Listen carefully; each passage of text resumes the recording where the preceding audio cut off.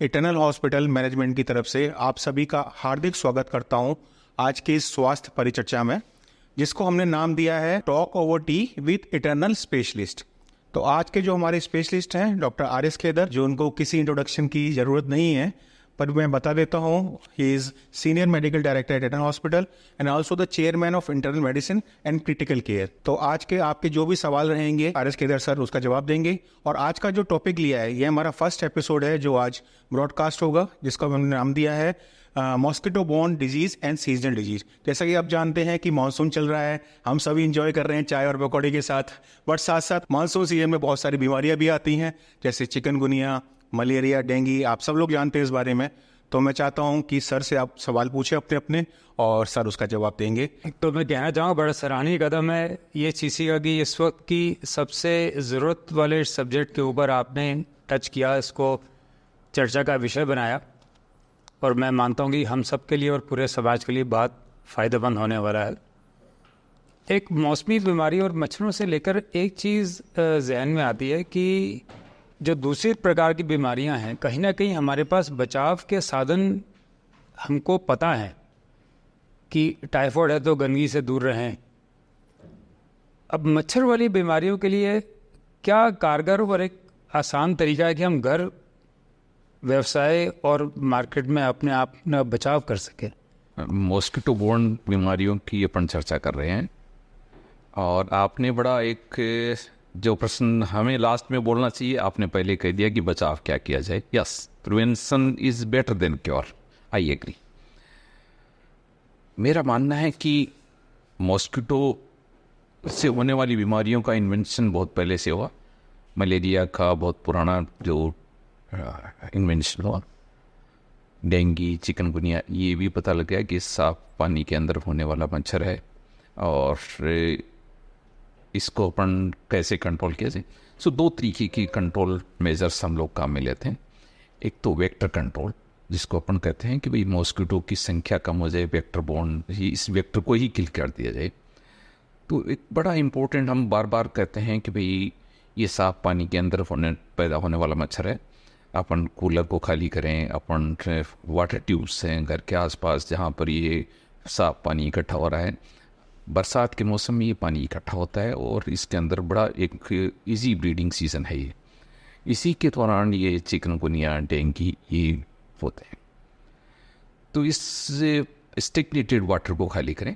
Cooler की अभी, हालांकि इस साल का वेदर ऐसा है कि कूलर की शायद ज़रूरत नहीं पड़े, तो इसलिए कूलर हैं उसको ध्यान रख करके उनको खाली किया जाए। घर के आसपास सेकंड हम लोग कहते हैं कि एक लार्वल सिचुएशन की लार्वा छोड़ दें, उसको वो मच्छरों को खा जाए, या उसके ऊपर एक लेयर डाल दें जो इंसेक्टिसाइड, पेस्टिसाइड्स, या जो कहते हैं कि काला तेल डाल दो जिससे उसके ऊपर मच्छर पैदा नहीं हो। आई थिंक ये प्रैक्टिकल है या नहीं है। एक जो रेगुलेटरी अप्रोच है कि हम कहते हैं कि गवर्नमेंट इस पर क्या कर सकती है। गवर्नमेंट कई बार कहते हैं कि फोगिंग करिए, कुछ लोगों को अस्थमा हो जाता है इसलिए फोगिंग को भी कुछ लोग कहते हैं साहब हमारे मोहल्ले में नहीं करें, हमें एलर्जी हो जाती। बट बाई एंड लार्ज मैं ये कहता हूँ कि fogging is a good method, fogging करवाना चाहिए। फोगिंग, अगर जिन लोगों को एलर्जी है वो कुछ पीरियड के लिए घर के अंदर रहें, मास्क लगाएं, बट फोगिंग करवाना चाहिए। दूसरा एस्पेक्ट है पर्सनल केयर, कि आप खुद इन मॉस्किटोज से कैसे बचें। जैसे बच्चे आजकल ये देखें कि आपकी शॉर्ट्स में हैं, आपकी स्लीवलेस पहन रहे हैं, एक्सपोज्ड आर्म्स हैं। हम कहते हैं कि भाई आप कपड़े ऐसे पहनो जिससे maximum part, body part cover हो। नंबर 1, ये कवर रहेंगे तो आपको उसकी बाइट कम होती है। ये लो फ्लाई मॉस्किटो है, ये पैरों की तरफ ज़्यादा काटता है, हाथों की तरफ एक हाइट पर ये रिलेटिवली कम फ्लाई करता है और कम काटेगा। तो हम कहते हैं कि फुल स्लीव, इस पर्टिकुलर वेदर के अंदर आप शॉर्ट कपड़े नहीं पहने, एक्सपोज नहीं। नाइट में एक बड़ी छोटी सी है कि मॉस्किटो नेट बहुत पहले से पुरानी है कि आप मच्छरदानी का प्रयोग काम ले दिए, आपके पर्सनल प्रोटेक्टिव इक्विपमेंट्स है। तीसरा, मॉस्किटो रिपेलेंट्स। आजकल मार्केटेड ट्यूब्स घरों में आ गई हैं, हाथों पर छोटे बच्चों को जो पीडियाट्रिक एज ग्रुप के हैं उनके वो लगा लें जिससे मॉस्किटो नहीं आए। तो मेरा कहने का मतलब है कि आपकी इस वेक्टर या इस मच्छर की ब्रीडिंग को कम करें, एंड खुद को पर्सनल प्रोटेक्शन को काम मिले, तो ये इन्फेक्शन से होने वाली चीज़ है।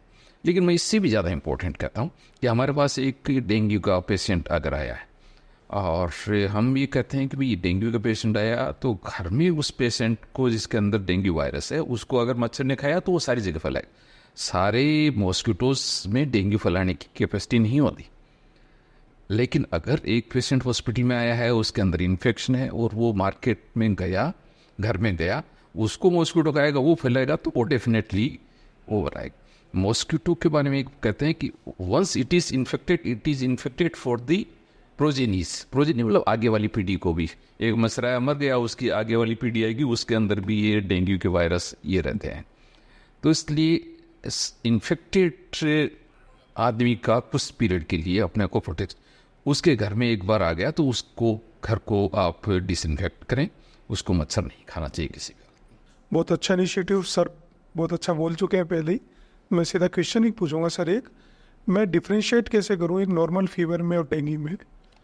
इस पर्टिकुलर वेदर में हाई ग्रेड फीवर करके पेशेंट आ रहे हैं, उस पेशेंट की 2-3 प्रायिकता रहती है।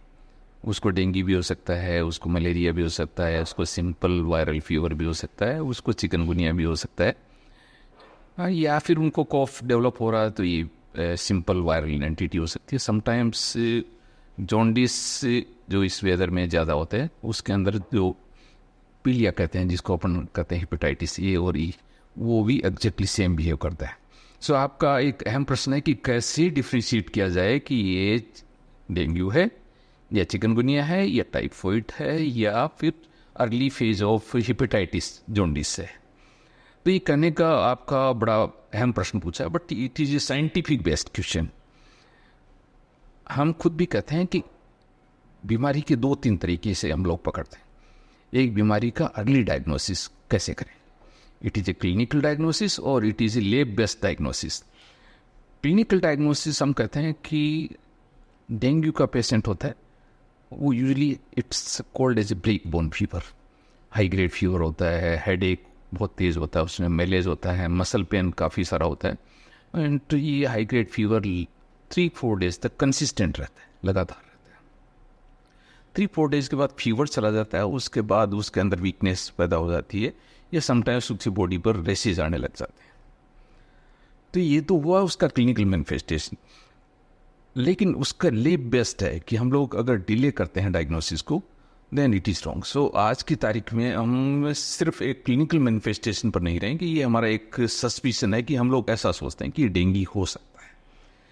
इसको कंफर्म करने के लिए एक जीन टेस्ट है, पहले बहुत पहले नहीं होते थे, आजकल RT-PCR, आप लोगों ने कोविड के टाइम में सुना होगा कि RT-PCR। So this is a gene test कि हम किसी वायरस की जीन को देख लेते हैं। एक लैब में एक सिंपल जीन रीडर्स होते हैं और उसके अंदर उसको पता लगाते हैं। ये बड़े 0 डे पर पता लगाया जा सकता है। दूसरा टेस्ट होता है एंटीबॉडीज टेस्ट। यूजुअली जो 2 टाइप की होती है कि एक्यूट एंटीबॉडीज, एक long term IgM and IgG। Sometimes it is a technical question, but ये मानते हैं कि IgM एंटीबॉडीज है, ये 5 to 7 डेज के अंदर बन जाती है और 5 to 7 डेज के अंदर इसका पता लगा जाता है। एक इसका NS1 एंटीजन होता है, इसका एक वायरस का एक पार्टिकल है जिसको हम लोग डिटेक्ट करते हैं, ये भी बहुत जल्दी पता लगे। So these are the test कि अपन इन लोगों से बहुत जल्दी पता लगाते हैं कि ये डेंगू है या चिकनगुनिया है। इसलिए एंटीबॉडीज़ का हम लोग we have to wait for 5 to 7 days. तब तक तो पैनिक बटन दब जाता है, रिलेटिव कहता है साहब फीवर भी नहीं उतरा, क्या है पता नहीं। सो ये टेस्ट है जिससे हम लोग अर्ली पता लगाते हैं। सीवियरिटी एक अलग चीज़ है, वो कई बार लास्ट में कि ये पेशेंट सीरियस होगा, ये सीरियस नहीं होगा।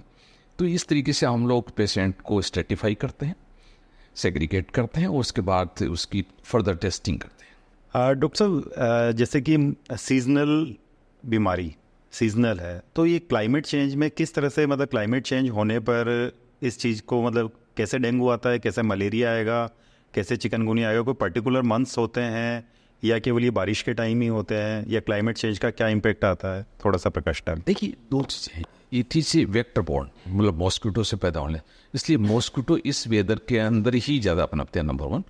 दूसरा वायरल रेप्लिकेशन, किसी पर्टिकुलर वायरस है, जैसे इस टाइम पर अपन कहते हैं कि जो हम जुकाम खांसी के वायरस है, रेस्पिरेटरी सिंसिटिव वायरसेस हैं, RSVs हैं, वो इस वेदर में ज़्यादा फैलते हैं।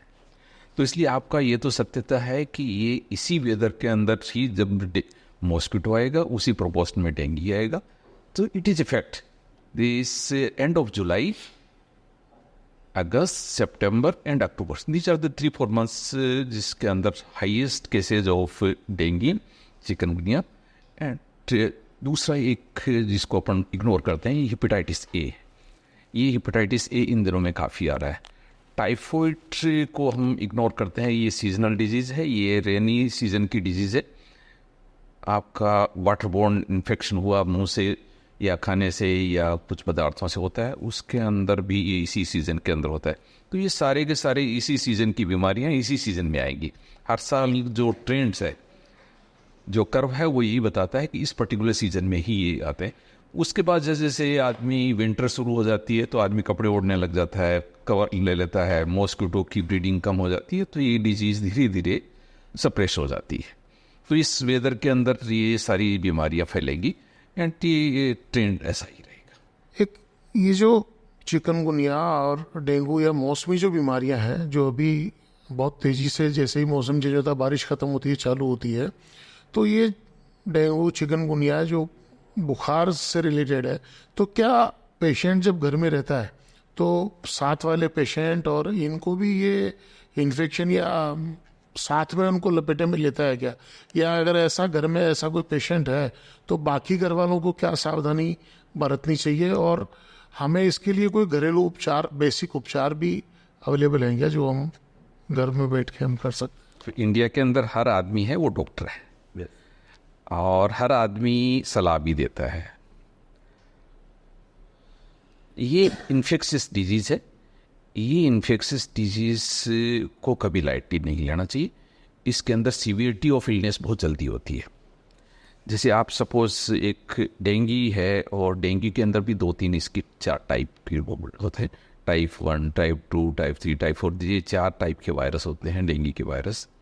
अगर किसी आदमी को एक बार पहले डेंगू हो चुका और उसको दोबारा मच्छर ने खाया तो उसको, जिसको हम कहते हैं कि साहब ये तो सेकेंडरी डेंगू हो गया, एक बार पहले हो चुका दोबारा गया, उसके अंदर क्रॉस एंटीबॉडीज डेवलप हो जाती हैं और उसके अंदर डेंगू की जो वर्स्ट कर वैरायटी है, एक होता है डेंगू हेमरेजिक फीवर, एक होता है dengue shock syndrome.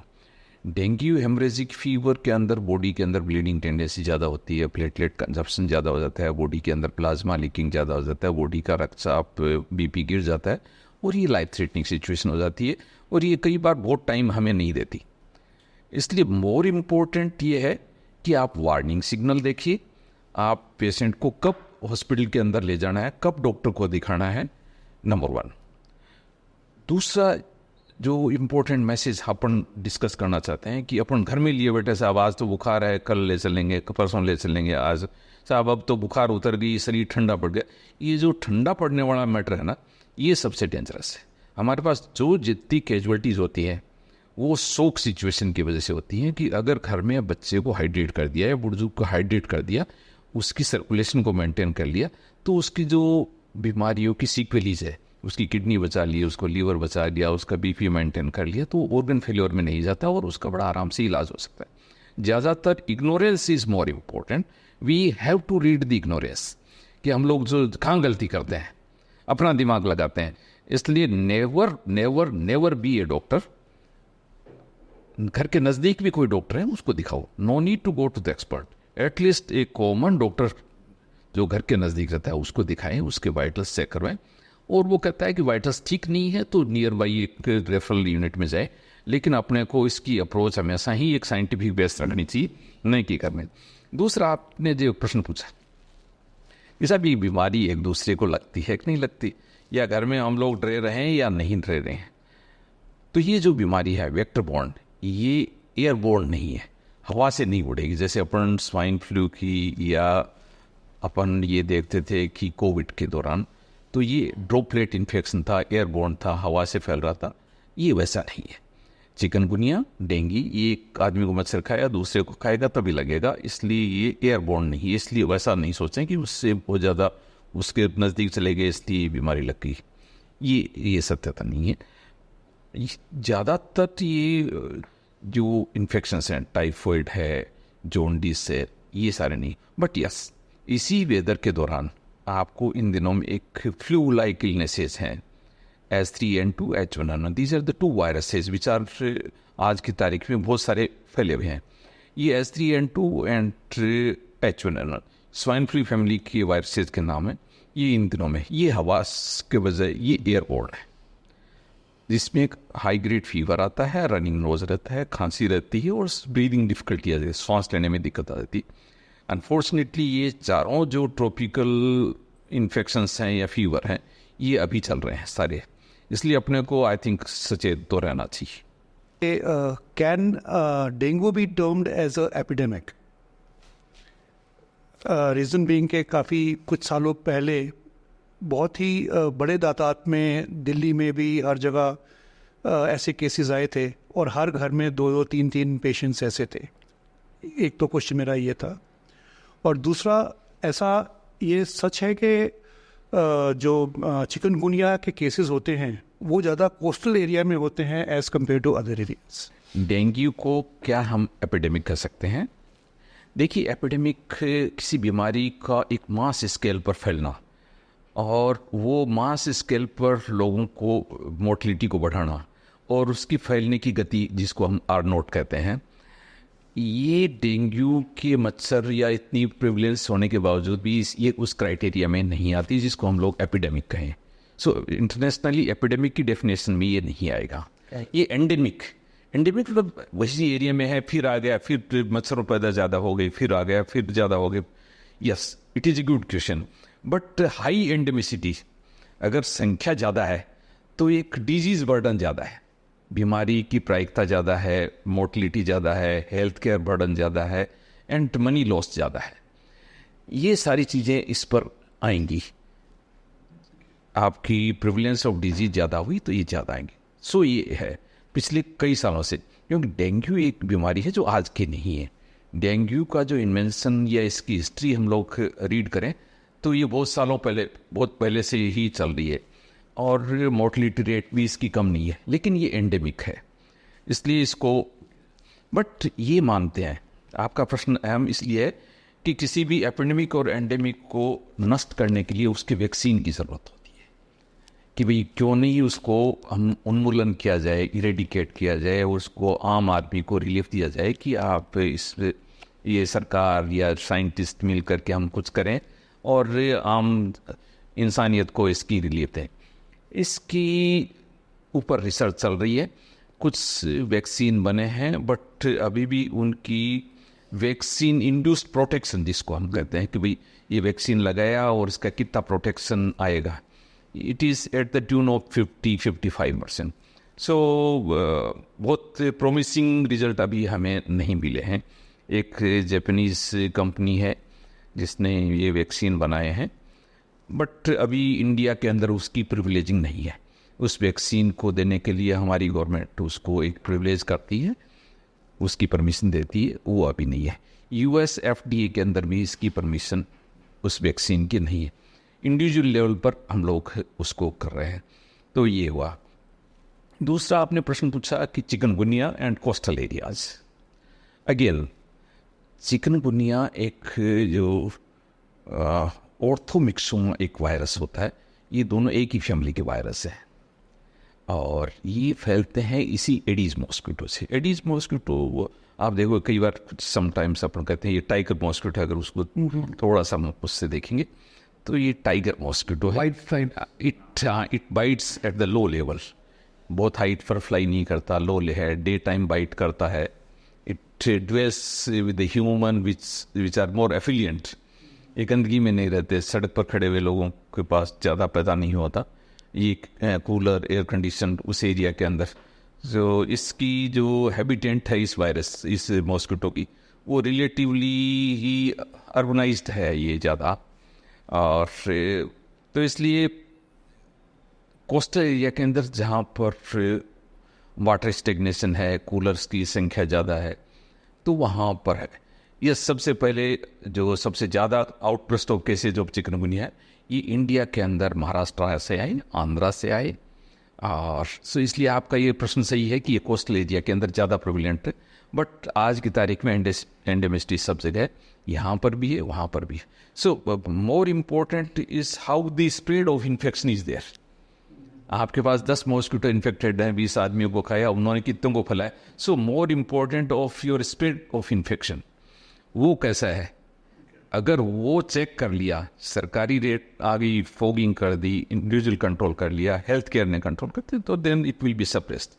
So it is again a endemic, but upsurge is there. हम लोगों ने एक स्टडी करने का यहाँ सोचा था कि इस मॉडल को हम एक इंजीनियरिंग डिपार्टमेंट से, और हमारा एक कोलैबोरेशन था। So one professor came to me and वो उन्होंने मेरे से पूछा कि साहब क्या हम एक ऐसा मॉडल ले सकते हैं कि आप हमें उस आदमी का जिसको डेंगू पॉजिटिव है उसकी जगह बता दो, तो हम लोग उसको हब बना देंगे कि ये इस पर्टिकुलर एरिया से आ रहे हैं, लाइक योर क्वेश्चन कि भाई उस एरिया से ज़्यादा, तो हम लोग उस एरिया को लोकली फॉगिंग कर दें बजाय उसके। वो हमारा एक प्रश्न है जो अभी भी गवर्नमेंट से उसका स्टिल हमारे कुछ, बट वो इंजीनियरिंग स्टूडेंट का था, मैं उस पर वर्क, मेडिकल उसमें कुछ नहीं था, इसलिए हम लोगों ने उसको बहुत ज़्यादा हम लोग अहमियत नहीं दी। इससे कभी बुखार आता है तो हम पहला जो हम लोग घर पे होते हैं सबसे पहले एक टैबलेट देते हैं पैरासीटामोल, तो वो देख के फिर हमें मतलब किस तरह से पहचाने कि, क्योंकि आजकल बारिश हो रही है, भीगने से भी कई बार हमें एलर्जी के कारण भी बुखार आ जाता है, तो हमें कितना टाइम घर पे देखना चाहिए एंड कैसे डिसाइड करें कि किस तरह का है, एक आम जन के ये डेंगू है या मलेरिया है या किस तरह का है, क्या सिम्टम्स स्टार्टिंग में पता चल जाते हैं? और एक गृहिणी होने के नाते हर मदर ये चाहती है कि मेरा बच्चा सेफ रहे और उसके फीवर है वो जल्दी से जल्दी ठीक हो, उसका डायग्नोसिस जल्दी हो और उसको ट्रीटमेंट रिलीफ जल्दी मिले। चिकनगुनिया, डेंगू, टाइफॉइड और ये जो फेब्राइल इलनेस जिसको हम कहते हैं कि फीवर के साथ होने वाली बीमारियां हैं, इनको कैसे पता लगाएं? अगर आदमी बच्चे को फीवर है, खांसी नहीं है, जुकाम नहीं है, रनिंग नोज नहीं है, सिर्फ एंड सिर्फ फीवर है, बॉडी एक है, हेड एक है, और 1-2 दिन के अंदर से फीवर नहीं टूट रहा है, तो हमें इन्वेस्टिगेट करना चाहिए। नंबर 1, अगर सिंपल सीजनल एक सिंपल फ्लू वायरस है जो आया और पैरासिटामोल ली और दूसरे दिन ठीक हो गया, तो हम करेंगे कि ये एक सीजनल फ्लू है और जो ठीक हो गया, जिसको हम लोग कहते हैं कि ये माइल्ड टाइप का फ्लू या ये जो जुकाम खांसी के वायरस हैं जिनको हम कहते हैं रेस्पिरेटरी सिंसिटियल वायरसेस हैं, या इन्फ्लुएंजा बीज हैं जो बहुत जल्दी ठीक होते हैं, वो बहुत जल्दी ठीक हो जाते हैं। लेकिन 2-3 दिन से ज़्यादा वेट नहीं करना चाहिए। अगर पेशेंट को ऑनगोइंग लगातार फीवर रह रहा है, तेज़ बुखार है, बच्चा टॉक्सिक है, खाना पीना बंद कर रहा है, या बुजुर्ग खाना पीना बंद कर रहा है, या इंटेक कम है, उसकी यूरिन कम बन रहा है, उस सिचुएशन में कभी भी आप नज़दीकी अस्पताल में जाना चाहिए। Hydration is very very important. Number 1। दूसरा, इनमें कैसे डिफ्रेंशिएट करें कि ये चिकनगुनिया है, ये डेंगू है, ये टाइफॉइड है, ये जॉन्डिस है, या ये स्वाइन फ्लू है, या अब स्टिल कोविड भी है। कोविड अभी सीन से गया नहीं है, इसलिए कोरोना को अभी भी अपन लोग दूसरा ये मानते हैं कि ये पोस्ट कोविड एरा में जी रहे हैं। हमारे कुछ डॉक्टर फ्रेंड कहते हैं कि ये बिफोर क्राइस्ट आफ्टर क्राइस्ट है, या फिर बिफोर कोविड आफ्टर कोविड है। सो ये सारे संसार में एक डिबेट चल रही है कि बॉडी की immunity Covid vaccine and Covid होने के बाद में डिफरेंटली बिहेव कर रही है।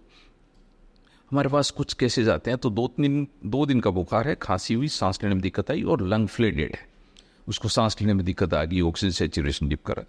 सो ये जो बॉडी की इम्यूनिटी है वो थोड़ी सी शिफ्ट हुई है। इसलिए मोर इम्पोर्टेंट मैं बार बार कहता हूँ कि आप बुखार को से ज़्यादा इम्पोर्टेंट है कि वर्स्ट सिग्नल्स क्या है, बेकार सिम्टम्स क्या है। बेकार सिम्टम है कि इनटेक कम हो गया, सांस लेने में दिक्कत आ गई, उसका बीपी फॉल हो गया, उसके अंदर मेंटल क्लाउडिंग आ गई, वो जैसे कर रहे हैं कि एरी बेरी बात करने लग गया, वो होश में नहीं है, या इररिलेवेंट टॉक हो गया, ये वर्स्ट सिग्नल है। इसलिए किसी भी हालत में एज अर्ली एज पॉसिबल नज़दीकी अस्पताल में जाना चाहिए। डॉक्टर इन्वेस्टिगेट करके वो फिर अगर ज़रूरत होती है तो रेफरल यूनिट में आगे फर्दर, लेकिन नियर बाई हॉस्पिटल्स को अपने को एक बार उसमें टच करना चाहिए जो प्राइमरी सेंटर्स है। दूसरा, मैं इंडिया में कई बार हम लोग हेल्थ पॉलिसीज़ के बारे में हम लोग कई बार डिस्कस भी करते हैं, इनवाइटीज भी रहते हैं। अभी जो इंडिया के अंदर हेल्थ केयर का स्ट्रक्चर है वो एक unidentified,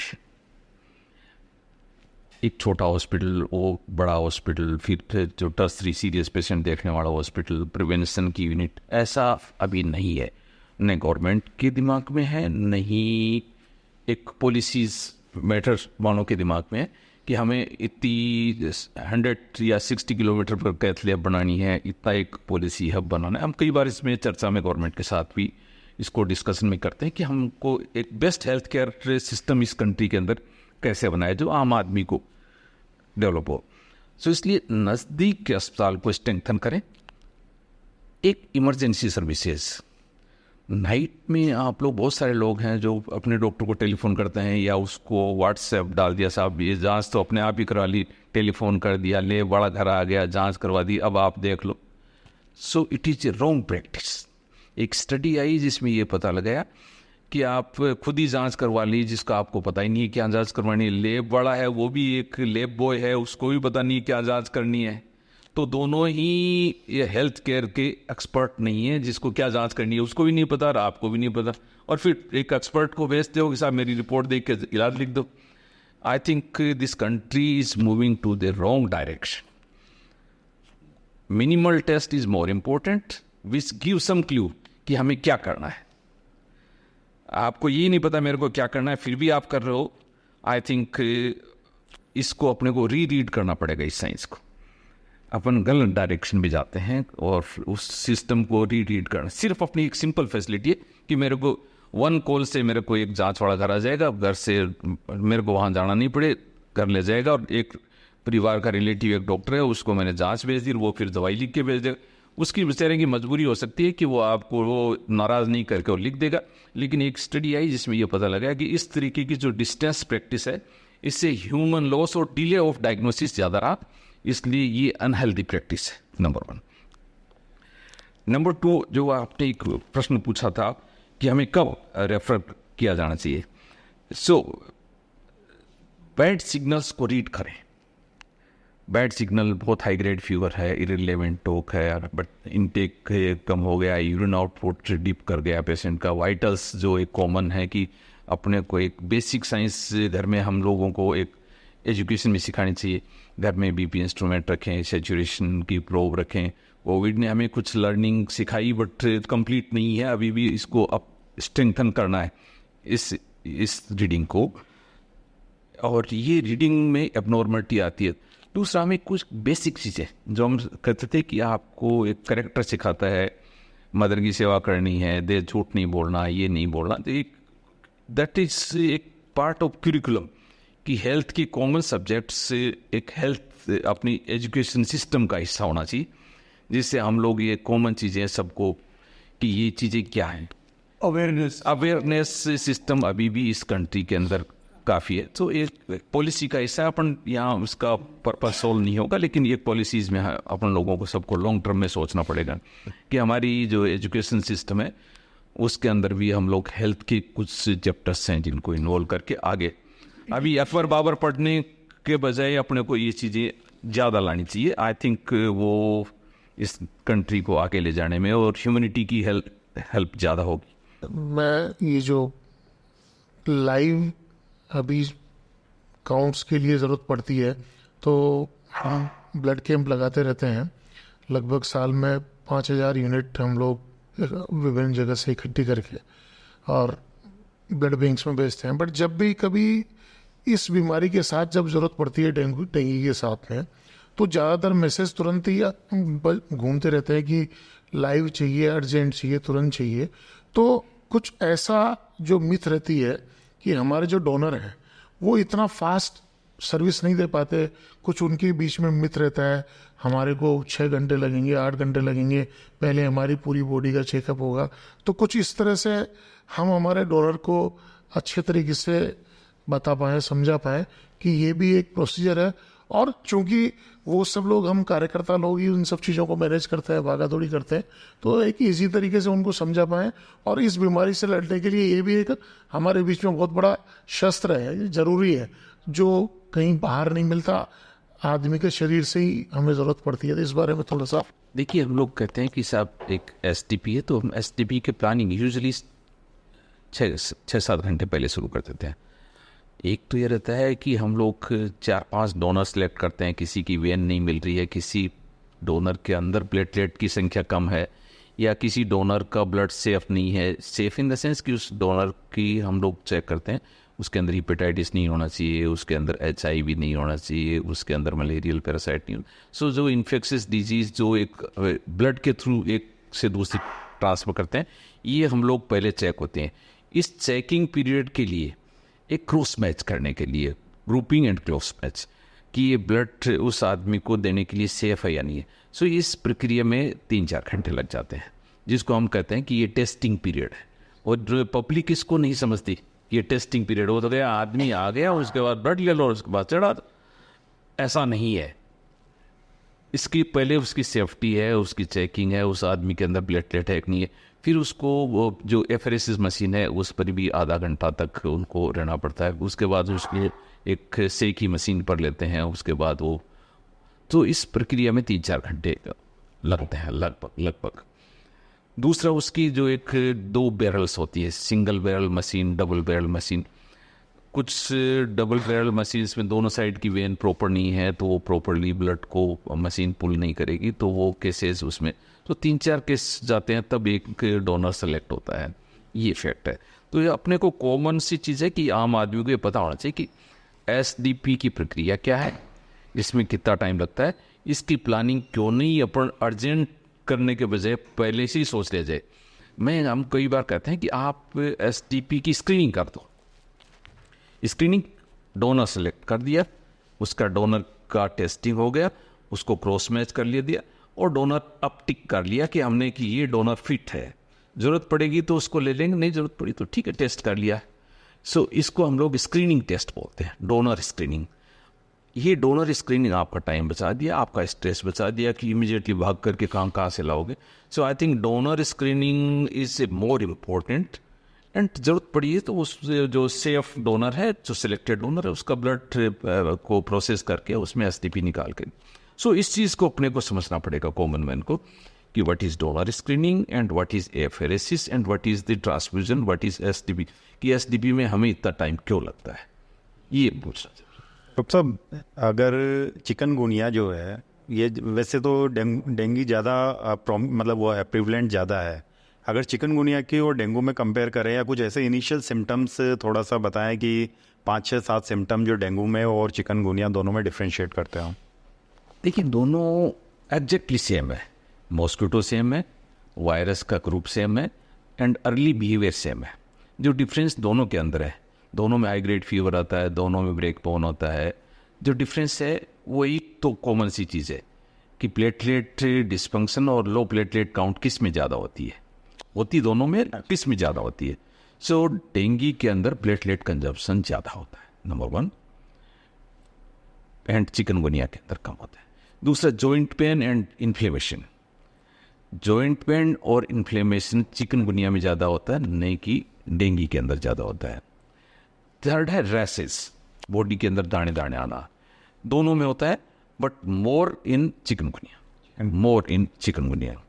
long term sequelae, joint pain and inflammatory arthritis chikungunya में ज़्यादा होती है, जबकि डेंगू के अंदर 2 वीक्स के बाद लगभग सबसाइड हो जाते हैं, आदमी भूल जाता है, अपने काम पर चला जाता है। लेकिन चिकनगुनिया में अगर उसको प्रॉपर्ली ट्रीट नहीं किया तो post chikungunya sequelae syndromes, joint pain रह रहा है, खड़ा नहीं हुआ जा रहा है, जॉइंट डिस्टर्ब हो गए, ये लॉन्ग टर्म में चलता रहता है। तो चिकनगुनिया को भी इतना ही सीरियसली लेना है। आप पूछ लेते हैं साहब चिकनगुनिया डेंगू में कौन सा ज़्यादा है। अगेन इट डिपेंड्स कि आपका कौन सा मॉस्किटो आया और उसने कितनी इन्फेक्ट किया और कितनी उसकी इन्फेक्शियस साइकिल। कुछ एरिया है जहाँ पर केसेस ऑफ चिकनगुनिया ज़्यादा है, कुछ एरिया है जहाँ पर डेंगू ज़्यादा है। तो इसलिए ये कहना बड़ा मुश्किल है कि कौन सा ज़्यादा है। तो मस्किटो यही है ना? mosquito is same. It is Aedes mosquito, and it is a daytime mosquito. It is a safe water and fresh water mosquito. ये नॉर्मल पीपल और जो डायबिटिक में कुछ डायबिटिक हूँ, इसलिए क्वेश्चन पूछना चाह रहा था कि इन पे सेम ही इनका इफेक्ट है या कुछ?